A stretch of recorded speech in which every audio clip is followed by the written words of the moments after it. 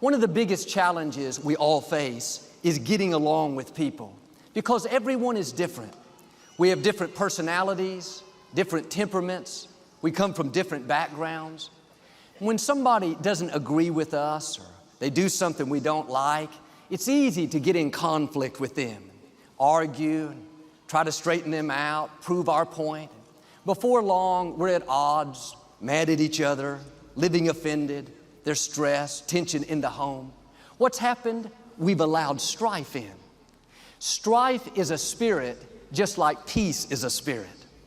You've walked into a place before, you don't know anybody, you've never been there, but you can feel the tension in the room.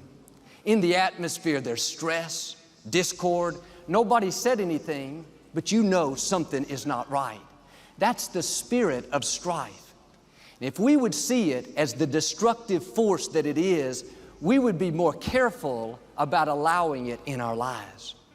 After all, it's easy to argue, especially with those closest to you. Let's be real, your spouse can get on your nerves. You love the man, you can't live without him, sometimes you feel like choking him. A reporter asked Billy Graham if he'd ever thought about divorce. He said, divorce, no, but murder, yes. But when we let our guard down and say things that are hurtful, disrespectful, demeaning, that's not only damaging the relationship, that's opening the door to strife. That's inviting that destructive spirit into our life. That's why the scripture says, give no place to the enemy. Strife can't just come in when it wants, bring division, disharmony, tear relationships apart. We have to open the door. And I'm not saying that we should never have an argument, never say a wrong word. That's not reality. But when it comes a part of who we are, it becomes common. We're constantly arguing, fighting, being disrespectful. That means we've gone way too far. And Jesus said in Mark chapter 3, a home filled with strife and division destroys itself.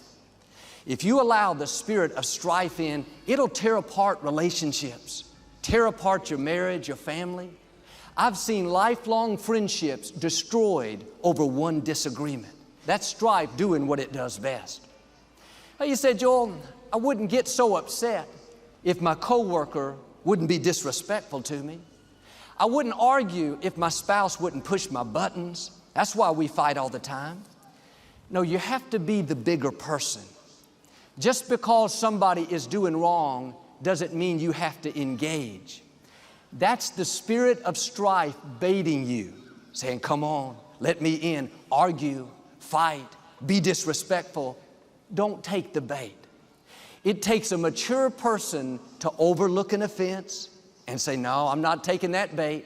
I'm staying in peace. It takes maturity to apologize even when it wasn't your fault. If you're going to keep strife out, you have to get good at walking away when everything in you says to let them have it. There will be times when you know you're right. The other person is being disrespectful. They're not telling the truth, but for the sake of peace, you let it go. Jesus said, blessed are the peacemakers. He didn't say, blessed are the people who are right. Sometimes you have to let the other person think they're right, even when you know they're wrong. We think, well, if I'm right, I'm not going to back down. I'm going to prove to them that I'm right. I'm going to win this battle. Can I tell you, being right is overrated. You can be right and be miserable. You can be right and sleep on the couch. You can be right your whole life and have nobody at your funeral. You can prove your point, always win the battle, but you don't realize it's damaging your relationships. Victoria and I don't always agree. One of my strengths is I won't argue. Things start to get a little heated, I walk away. It takes two people to fight. You don't have to engage. I would rather have peace than have my way. I would rather have a loving, kind, fun atmosphere in my home than to win the battle but be so miserable I don't want to be there. I've learned if you'll let God do it His way, He'll change what needs to be changed. God is the potter, We can't change people. Only God can. These are tests that we must pass. Will you stay on the high road and bite your tongue even when you feel like telling somebody off? Will you put your ego down and let somebody else be right even when you know they're wrong? The scripture says, one can chase 1,000, but two can put 10,000 to flight. When you're in unity, the favor on your life is increased. You are 10 times more powerful when you're in agreement. This means you have 10 times the strength to withstand attacks, to overcome obstacles. You can accomplish dreams 10 times bigger, 10 times more rewarding. You will go so much further if you will keep unity in your home. And some of the obstacles you can't seem to overcome, the doors that are not opening, it may be because you're operating with the strength of one. There's strife and division. You need the 10 times power to reach the fullness of your destiny. And that person God put in your life is not just there for companionship. There is a spiritual force released when you live in peace and harmony. When Victoria and I first got married, like all couples, we had to work through some things. The scripture says, the two shall become one. You don't become overnight. It takes some time. 28 years later, I'm still training her. I mean, she's still training me.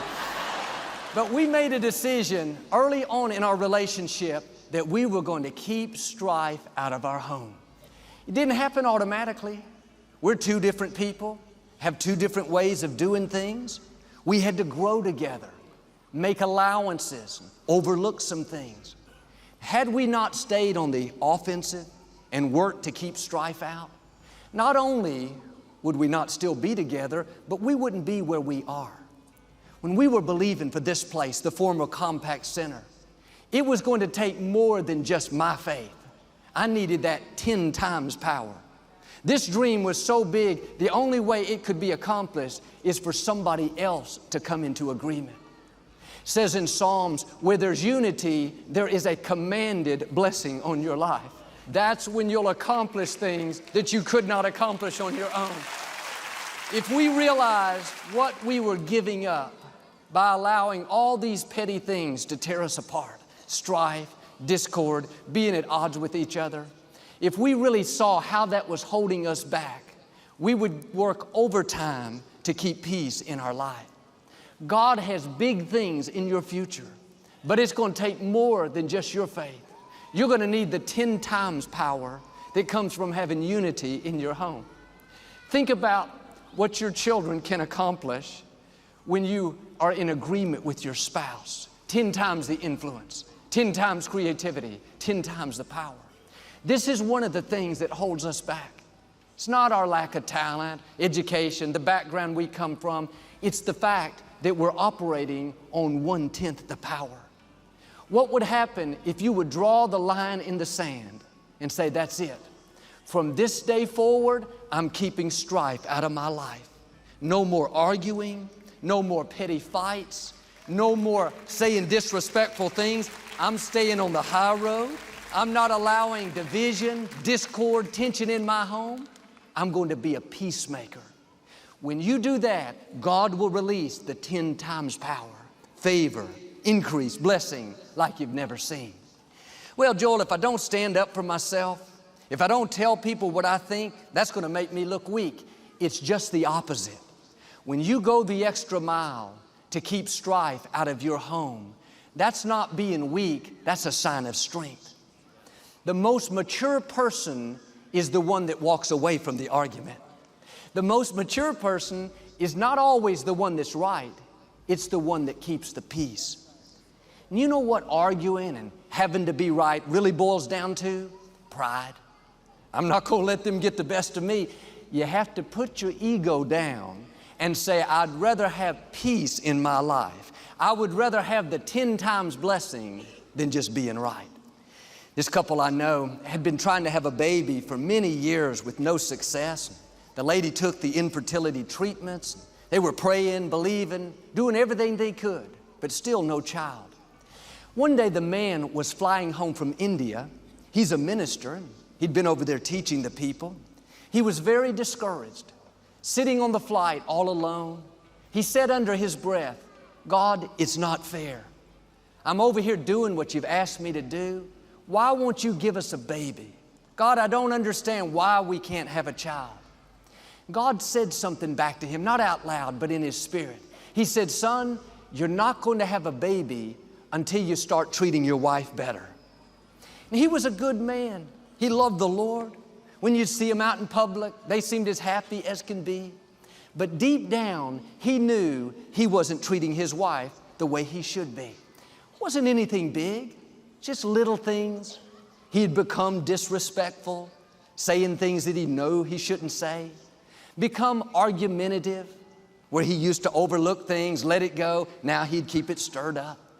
He'd become hard to get along with, unfriendly, not putting any effort into the relationship. The good news is he was willing to change.